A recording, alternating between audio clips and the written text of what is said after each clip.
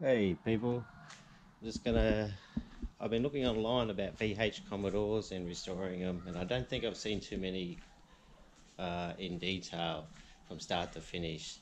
So I'm going to try to attempt this one on this VH Commodore 1982.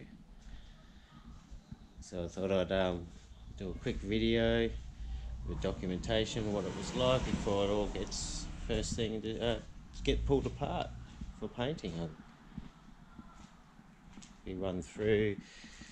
It is one owner, 1982, original tags, original matching motor. Got some rust issues around here, just taking the rear visor off. Typical Commodore rust, but we have got a lot of this surface rust all over it. Otherwise, I'll quickly run through it with you. Boot, I don't know if you can see in there, but it's got the original mat even. A little surface rust there. So you've got the stickers in here. What else is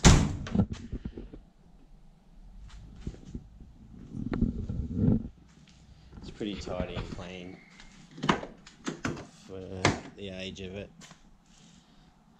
What I'm most impressed about is the dash. The plastic's got no cracks, splits. Can't see too much well in here, but I'll start filming during the day. So to quickly run through, 195,000. Probably can't see that. There's some ugly seat covers on this shit, but underneath these seat covers, we've got really clean seats. So it's a bonus. I'll probably run through this during the day.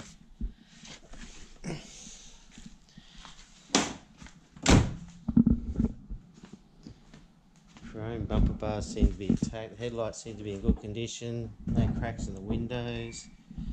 Let's see if I can just bonnet up. Oh well, you can't see shit. But we've got the original 202.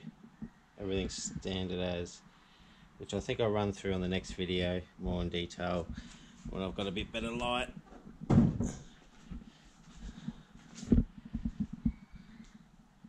That's it. Okay, join us on the next video where I'll be attempting to strip this down.